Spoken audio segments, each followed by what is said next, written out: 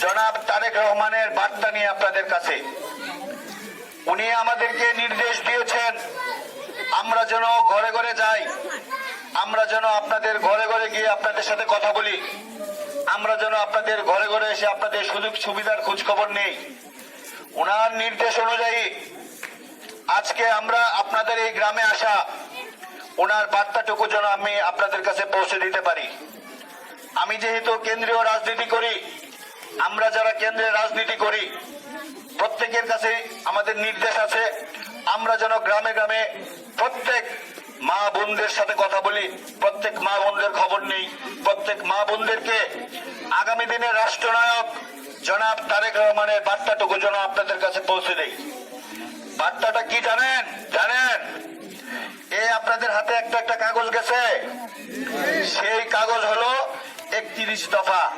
31 দফাটা কি বুঝেন আপনারা? বুঝেন না। শহীদ প্রেসিডেন্ট জিয়াউর রহমান যখন এদেশের রাষ্ট্র ক্ষমতায় এসেছিলেন তখন উনি 19টা দফা করেছিলেন।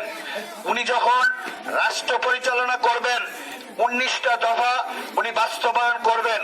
উনি চেষ্টা করে গেছিলেন 19টা দফা বাস্তবায়ন করতে। তারপরে ওনার সুযোগ্য স্ত্রী দেশনেত্রী বেগম খালেদা জিয়া উনি যখন প্রধানমন্ত্রী হন সেই 19 দফা থেকে 27 দফায় উন্নতি করেছিল। 27 দফা উনি চেষ্টা করেছিলেন যেন এটা বাস্তবায়িত হয়। তারই ধারাবাহিকতায় ওনার শহীদ প্রেসিডেন্ট জিয়াউর রহমানের সুযোগ্য ছেলে, সুযোগ্য সন্তান, আমাদের তারুণ্যের অহংকার, আগামী দিনের রাষ্ট্রনায়ক জনাব তারেক রহমান সেটাকে উন্নতি করে 31 দফায় নিয়ে এসেছে। 31 দফা হলো এই বাংলাদেশের 31টা সমস্যা, 31টা উন্নয়ন।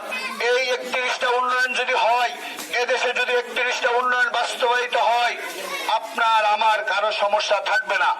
উনি ওনার বাবার আদর্শে চলেন, ওনার বাবার স্বপ্ন বাস্তবায়নের জন্য জনাব তারেক রহমান দিন রাত কাজ করে যাচ্ছেন। ওনার স্বপ্ন, সর্বপ্রথম স্বপ্ন, ওনার যে স্বপ্ন এটা হলো আমরা যারা গ্রামের ছেলে, আমরা যারা গ্রামে বড় হয়েছি, আমরা যারা মফস্বলের ছেলে, আমরা যারা হাওরবাসী, আমাদের উন্নয়ন। ওনার প্রথম স্বপ্ন হলো এই হাওর অঞ্চলের উন্নয়ন, এই গ্রামের মানুষের উন্নয়ন, এই আমরা মফস্বলের মানুষের উন্নয়ন, তারপরে শহরের উন্নয়ন। তাহলে উনি যে সর্বপ্রথম গ্রামের মানুষের উন্নয়ন করবেন, উনি যে সর্বপ্রথম এই যে আমাদের গ্রামের মানুষদের জন্য উনি যে পরিকল্পনাগুলো করছেন, এই পরিকল্পনাগুলো আপনাদের জানতে হবে না? জানতে হবে।